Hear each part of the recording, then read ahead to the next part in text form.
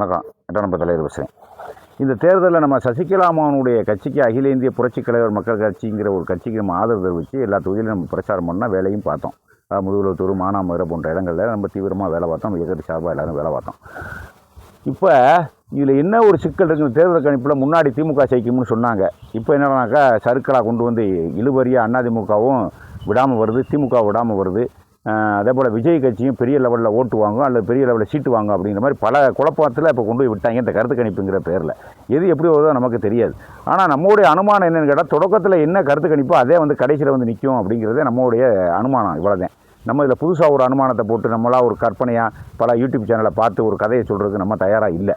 தொடக்கத்தில் எலெக்ஷன் வர்றதுக்கு முன்னாடி எப்போ கருத்து கணிப்பு இருந்துச்சோ அதே கருத்து கணிப்பு தான் முடிவு வரைக்கும் இருக்கும். அதில் முடிவு மாறவே மாறாது. அதை பார்த்துங்க. இதுதான் என்னுடைய அனுபவத்தில் வந்தக்கூடிய ஒரு செய்தி. இதில் என்ன, இப்போ அதிமுகவில் அவங்க அம்மா வந்து சசிகலா அம்மாவை நீக்கினதுலேருந்தே இவர் எடப்பாடிக்கு போனதுலேருந்தே கட்சி வந்து எப்போ பார்த்தாலும் தோல்வியாக அடைஞ்சிக்கிட்டே வருது. எம்ஜிஆர் கட்சி ஆரம்பிக்கும் போது 72ல் கேரளாவில் இருக்கக்கூடிய ஒரு மாந்திரிகவாதித்தத்தை சாதகம் பார்த்து, நேரம் பார்த்து, காலம் பார்த்து கட்சி ஆரம்பித்ததாக சொல்கிறாங்க. ஏன்னா நான் அதை படிச்சிருக்கிறதுனால சொல்கிறேன். அப்போ என்ன பண்ணியிருக்காரு எம்ஜிஆர்? போய் கட்சி நான் ஆரம்பிக்கணும், எப்படி என்னென்னு வந்துடுறேன். அந்த மந்திரவாதி போய் நல்லா போட்டு பார்த்து சொல்லிட்டானே, ஐயா இங்கே வா, நான் உனக்கு குறித்து கொடுக்கக்கூடிய டயம் பலமான டயம். இதில் என்ன ஒரு சிக்கல் இருக்குன்னா, நீங்கள் வாரிசு இல்லாத ஆள், கல்யாணம் பண்ணியிருக்கீங்க, ஆனால் உங்களுக்கு வாரிசு இல்லை. உங்கள் கட்சிக்கு யாருமே அடையாளம் காட்டக்கூடாது, வாரிசு காட்டக்கூடாது. அவங்க ஆட்டோமேட்டிக்காகவே அவங்க வந்துக்கிடுவாங்க, எப்போவுமே வந்துடுவாங்க. அவங்களா தலைவர் ஏதாவது ஒரு ரூபத்தில் முளைச்சி வந்துடுவாங்க. ஆனால் இவருதே வாரிசு அப்படின்னு காட்டினீங்கன்னா கட்சி அழிஞ்சுவோம். நம்பர் 1, இதை போல் மனசில் எழுதி வச்சுக்கோங்க அப்படின்னு எம்ஜிஆர்ட்ட சொன்னான் அந்த ஆள். 2, எந்த நிலையிலையும் எப்போ குடும்பஸ்தன், அதாவது மனைவி, மக்கள், பேரம்பேத்தியோட எப்போ ஒருத்தர் தலைமைக்கு, அதிமுக தலைமைக்கு வர்றானோ அப்போது இந்த கட்சி அழிஞ்சுவோம். அதையும் பார்த்துக்க. ஆக தலைவராகவும் வரணும், அவங்க பிள்ளை இல்லாதவங்களாகவும் வரணும். முக்கியமாக நீங்கள் கணக்கு எடுத்துக்கிற வேண்டியது. ஆனால் அதான் வந்துக்கிறோம், நீங்கள் ஒன்று கணக்கு பண்ண வேண்டியதில்லை அப்படின்னு அவர் சொன்னாராம். அந்த ஆள் சொன்னவொடனே எம்ஜிஆர் அதை மனசில் வச்சுக்கிட்டாரு. அதனால தான் எம்ஜிஆர் ஜெயலலிதாவை அறிவிக்கவே இல்லை. சிம்பாலிக்காக தான் பார்த்தாங்க, வாய் விட்டு சொல்லலை. ஜெயலலிதா தான் இதுக்கு அடுத்த பொதுச் செயலாளர்னு சொன்னார். எம்ஜிஆர் சொல்ல மாட்டேன்ட்டார். செங்கோலை கொடுக்க, அதை கொடுக்க, இதை கொடுக்க, இப்படி தான் வச்சுக்கிட்டே இருந்தார். அடுத்த தலைவி, அதாவது மகளிர் அணி தலைவியாக போட, வெளியே சொன்னால் போச்சு கட்சி அழிஞ்சுவோமே, அப்படி தான் பண்ணிக்கிட்டே இருந்தார். அப்புறம் ஜெயலலிதா என்ன பண்ணுச்சு, அதுவும் இப்படித்தான், வாரிசு அறிவிக்கக்கூடாது.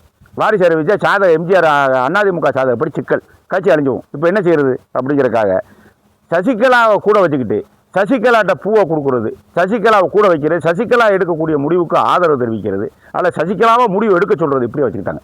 என்ன காரணம்னா, இதுவும் முடிவு எடுக்க முடியாது, ஒரு சுக்குவமான வேலை, இது ஒரு ரகசியமான வேலை, சொல்லாமல் சொல்கிற வேலை, அவ்வளோதான். இது ஒன்று இப்படியே இருந்துக்கிட்டு வந்துச்சு. அதன் அடிப்படையில் தான் அடுத்த நம்ம தலைவி ஆகணுங்கிற காத்தேன் சசிகலா பிள்ளையே பெற்றுக்கல. இந்த ரகசியத்தை தெரிஞ்சுக்குங்க. சசிகலா அடுத்த முதலமைச்சராகவோ பொதுச் செயலாளரும் ஆகணும் அப்படிங்கிற காத்தேன் ஜெயலலிதா அம்மாவோட இருந்து எல்லா ரகசியம் தெரிஞ்சுக்கிட்ட உடனே அது கல்யாணம் மட்டும்தான் பண்ணிச்ச ஒழிய பிள்ளை பெற்றுக்கிறல. அது ஒரு பாயிண்ட். தினரும் வர முடியாது. இப்போ என்ன ஆகிப்போச்சு அப்படின்னா, ஒரு நெருக்கடியான காலகட்டம் 2016 ஜெயலலிதா அம்மா இறந்த உடனே பன்னீர்செல்வம் கொண்டாந்து ஆக்குறாங்க. அதாவது முதலமைச்சராக தான் ஆக்குறாங்க. அப்புறம் தான் இவங்களாத்தையும் தேர்வு பண்ணுறாங்க பொதுச் செயலாளர்னு. பொதுச் செயலாளர் சசிகலா தான், தெரிஞ்சுக்குங்க. அப்போ பொதுச் செயலாளர் சசிகலாவை நீக்கி விட்டுட்டு சசிகலா உள்ளே போனது பிறகுதான் பன்னீர்செல்வம் நான் தான் பொதுச் செயலாளர், நான் தான் முதலமைச்சர்னு கையில் எடுத்துக்கிட்டாரு. அந்த சாதாக்காரர் என்ன சொன்னேன், எப்போ குடும்பஸ்தேன் மயன் பேரன் பேத்தியெல்லாம் எப்போ இருக்கோ அந்த கட்சிக்கு வந்தால் கட்சி அழிஞ்சவும், அதை பார்த்துக்க அப்படின்னு சொன்னேன். ஆக மொத்தத்தில் பாரதிய ஜனதா, இப்போ பிஜேபி பாரதிய ஜனதாக்காரன் வந்து இப்போ அதிமுக கைப்பற்றிட்டேன், எல்லாம் கைப்பற்றிவிட்டேன். 4000 கோடி கொடுத்தாங்க, எல்லா மொழியாக செலவழிக்க சொல்லியிருக்கேன். எல்லா விஷயமே ரவுண்ட் அப் பண்ணிட்டேன். 10 வருஷமாக ரவுண்ட் அப் பண்ணிட்டேன். வேலுமணி, தங்கமணி, செல்லூர் ராஜு, ஆர்பி உதயகுமார், தோளான் துருத்தி, ஏகப்பட்டவர் அங்கிட்டு தான் இருக்கேன். சுத்தமாக கால் அங்கிட்டு போயிடுச்சு. ஏதோ ஒரு போர்வைக்கு சும்மா ரெட்டலைங்கிற ஒரு போர்வை வச்சுக்கிட்டு அதிமுக போர்வை வச்சுக்கிட்டு இப்படியே இருக்காது. எடப்பாடி பழனிசாமி கூட அங்கிட்டு தான் இருக்காரு. ஏன்னா ஒரு வருஷத்துக்கு முன்னாடி கூட்டணி வச்சுட்டார்ல, ஒரு வருஷத்துக்கு முன்னாடி நீயே கூட்டணி வைக்கிற. இப்போ நான் அந்த உலகம் அழிய போதா, இல்லை இனிமேல் தேர்தலே நடக்காதா, இல்லை ஒரு வருஷத்துக்கு முன்னாடி தான் கூட்டணி வச்சாதான் கூட்டணி ஜெயிக்குமா, என்ன அர்த்தம்? ஆக மொத்தம் அவங்கள விட்டு மீற முடியல, அப்படியே சுற்றிட்டாங்க கடைசியில். இப்போ என்ன பிரச்சனைனா, இவர் நம்ம ஆமாப்தி கட்சி கூட பார்த்துங்க சிக்கலாகிடுச்சு.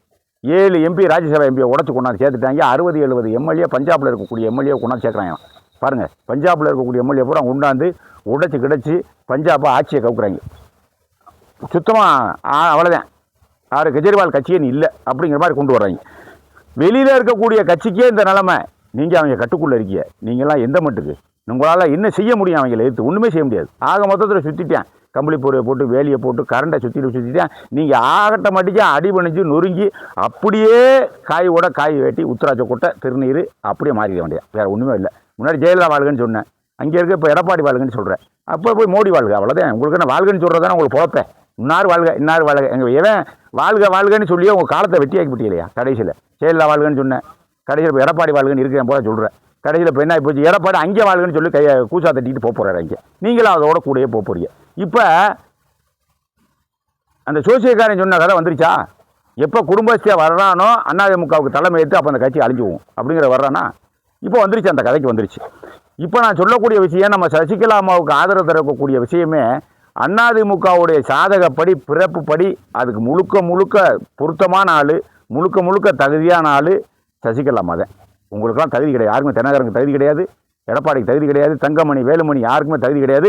அப்போ இந்த அம்மாவை தூக்கி போட்டாச்சுன்னா கட்சி அழிக்க முடியாது. பார்த்துக்க, உனக்கு அதிமுககாரனுக்கு சொல்கிறேன், பாரேசனாக்காரனுக்கு சொல்கிறேன். பாரேசனாக்காரன் உள்ளே வர முடியாது, ஏன்னா ஜாதகம் ரெண்டு பேசிடும். இவர் கிடக்காரு பாரேசனா, உலக நாட்டாண்டாலும் சரி உலகத்தாண்டாலும் சரி, அமித்ஷாவை மோடியும் போடான்னு ஏதாவது ஒரு காலகட்டத்தில் உதிச்சு வந்துடும், வீடு கொண்டு வந்துடும் கட்சி. ஆக இதெல்லாம் வரக்கூடாதுங்கிறத நம்ம அணிக்கணும். திட்டம் போட்டு எடப்பாடி ஓபிஎஸ்ஸை வச்சா ஓபிஎஸ்ஸை கழுத்தில் கத்தியை வச்சா அந்த அம்மா நீக்குன்னு சொல்கிறது, எடப்பாடியை கொண்டு வச்சா எடப்பாடியை கத்தியை கழுத்தில் வச்சா அந்த அம்மா நீக்கு அப்படிங்கிறது, ஜெயலலிதாவை கொண்டு சசிகலாதான் போலீஸை வச்சு கதையை கட்டி விடுறது, கீழ்மட்டத்து வரைக்கும் பெரிய லெவலில் போய் சென்றடையட்டும் அப்படிங்கிற மாதிரி கொண்டு வர்றது. இப்படி பல கதையை விட்டாங்க. அவங்க விட்டுத்தே இப்போ எல்லாம் நடத்துக்கிறது அவங்க. ஆனால் ஒன்றுமே தெரியாமல் கம்மிட்டு இருக்காங்க, எதுவுமே பேசுகிறதே இல்லை. எல்லாமே நடத்துகிற கூட அவங்க இதையா பின்னாடி இருந்து அத்தனை A to Z அனைத்து நடத்துறது.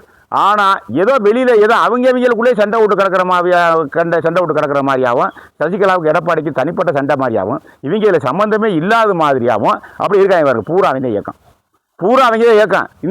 இவங்க கட்சியை ஒழிச்சு கட்டணுமா ஒழிச்சு கட்டக்கூடாது சொல்லுங்கள். ஒவ்வொரு மாலத்தையும் அழிச்சிட்டு வரேன். ஒரு பிள்ளையை கொண்ட மாதிரி ஒரு கட்சியை கொண்டு நீ எப்படி கட்சியை கொள்ள முடியும்? நீ எப்படி அழிக்க முடியும்? நீ ஒரு கட்சியை இப்படி இந்தியா முழுக்க உனக்கு இதே வேலையானது? நீ அந்த நாட்டு சண்டியரா? நீ இல்லை இந்த நாட்டு அப்போ மோடியும் அமித்ஷா இந்த நாட்டு சண்டியராங்கிற நீங்கள் ரெண்டு பேரும். குற்றம் செய்யல யார் நாட்டில் குற்றம் செய்யலை? நீ குற்றம் செய்யலை, நான் குற்றம் செய்யலை. ரோட்டில் பிச்சை எடுக்கிறேன் கூட 4 குற்றம் செய்யலாம் பண்ணிக்கிட்டே இருக்க முடியும். வாழ்க்கை ரெண்டு முறையாக தான், தப்பு பண்ணாதே வாழ முடியும், இல்லைனா வாழ முடியாது. தெரியுமா? மனித தத்துவத்தை எடுத்து பாருங்கள், மனித இயலை வாழக்கூடிய இயலை எடுத்து பாருங்கள். தப்புல தான் மனித வாழ்க்கையே நடக்குது. தப்பை நிப்பாட்டிட்டீங்கன்னா மனித வாழ்க்கை நடுவுச்சு, அவ்வளோ முடிஞ்சு போச்சு. அப்புறம் இதுக்கு நீங்கள் தப்பு பண்ணாமல் இருக்கீங்களா? கொல்கத்தாவில் இருக்க ஒரு முஸ்லீம் கட்சியை குறைச்சி அவனுக்கு 3000 கோடி கொடுக்குறது, இந்த கெஜ்ரிவால் கட்சியை உடைச்சி அவனுக்கு 4000-5000 கோடி கொடுக்குறது. இந்த பணம் உங்களுக்கு எப்படி வந்துச்சு? நீ ஊழல் பண்ணால் உத்தமே தானே? இவ்வளோ பணம் உங்களுக்கு எப்படி வருது? ஒவ்வொரு மாநிலத்திலே ஒரு எம்எல்ஏவுக்கு 200 கோடி 300 கோடி கொடுத்து உடைக்கிறீங்களே, இந்த பணமாக உங்களுக்கு எப்படி வந்துச்சு? உத்தமன்னா சும்மா உள்ள தெரியணும். இந்த இவ்வளோ பணம் உங்களுக்கு எப்படி வந்துச்சு? நீங்கள் சொல்லுங்கள், வெளியிட்டுங்க பார்க்கலாம்.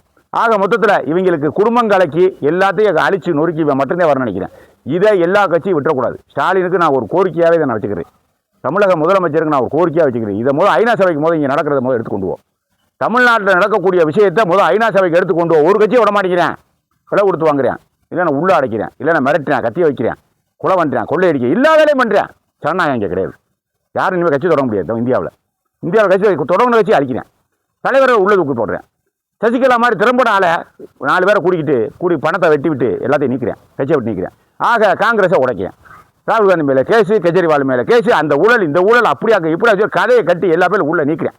இதெல்லாம் எந்த வகையில் நியாயம் சொல்லுவோம்? கட்சியை அழிக்கலாமா? ஒரு கட்சியை அழிச்சா என்ன புது கட்சி உருவாகாது. புது கட்சி நீங்களே இருப்பீங்களோ இந்த நாட்டில்? நீங்கள் நான் விலைக்கு இருந்த மூலவதையா? நீங்கள் நான் இதெல்லாம் தப்பு, இதெல்லாம் நான் படித்து சொல்லிக்கிட்டு இருக்கேன். பாரேசனாக்கார் இந்த மேற்கு வங்காளத்தில் பாருங்கள், ஒருத்தனுக்கும் ஒரு முஸ்லீம் மம்தா பானர்ஜி ஓட்டு போடக்கூடிய முஸ்லீம் அமைப்புக்கு கூட தனியாக 3000 கோடி கொடுத்துட்டானா. 2000 கோடி 3000 கோடி 4000 கோடி அடிச்சு விட்டுக்கிட்டு இருக்கேன் எல்லாத்துக்கும். இந்த பணம்லாம் உனக்கு எப்படி வந்துச்சு? நீ உத்தமன் தானே? உத்தமே உனக்கு எப்படி பண்ண வரேன்? உத்தமே ரோட்டில் இருந்து பிச்சை எடுக்கலாம், அதை செய்யலாம். அவன் கூட தப்பு தான் பண்ண முடியும். அப்படி இருக்கக்கூடிய சூழ்நிலை இப்போ கதை எப்படி வந்துச்சுன்னு பார்த்தீங்களா? ஆனால் இது ஐநா சபைக்கு எடுத்து போகணும். இது லேசான விஷயம் இல்லையா? இன்னும் 5 வருஷம் விட்டாச்சுன்னா அவங்க எல்லா கட்சியும் அழிச்சு போடுவாங்க. சின்ன இயக்கம் முதற்கொண்டு என்னை மாதிரி முதற்கொண்டு கூட அழிச்சு போடுவாங்க. அவங்க ஆரையை விட்ட மாட்டேன். இது சரியாக வராது. ஐநா சபைக்கு எடுத்து போகணும் இந்த பிரச்சனையை. இந்தியாவில் நடக்கக்கூடிய விஷயம் இது. RSSங்கிற போர்வையில், பாரதிய ஜனதா போர்வையில் எல்லா கட்சியும் விலை கொடுத்து வாங்குறேன், எல்லா கட்சியும் அழிக்கிறேன், தலைவர் பூரா உள்ளே பிடிச்சி போடுறேன், நான் திறம்பட ஆளை பூரா நீக்கிறேன், பவர்ஃபுல்லான ஆளை பூரா டம்மி ஆக்குறேன். இதே வேலையை தான் பார்த்துக்கிட்டு இருக்காங்க 15 வருஷமாக. இது நல்லது இல்லை. என்ன 15 வருஷம் இவங்களை விட்டால் எந்த கட்சி இந்தியாவில் ஒரு புல்லு கூட முளைக்காது. இது என்ன இந்தியாவோட சிஸ்டமே? அதே ஒரு நாளைக்கு 100 கட்சி முளைக்கும். உனக்கு என்ன? மக்கள் விரும்பினா போயிட்டு போகிறேன். நீ என்ன நசினா இன்னைக்கு இருப்பா நாளைக்கு போவையா? மோடி நீங்கள் 2000 வருஷம் வாழ்வீங்களா? 2 பேரும் என்ன விளையாட்டு பண்ணுறீங்களா நீங்கள் எல்லாரும்?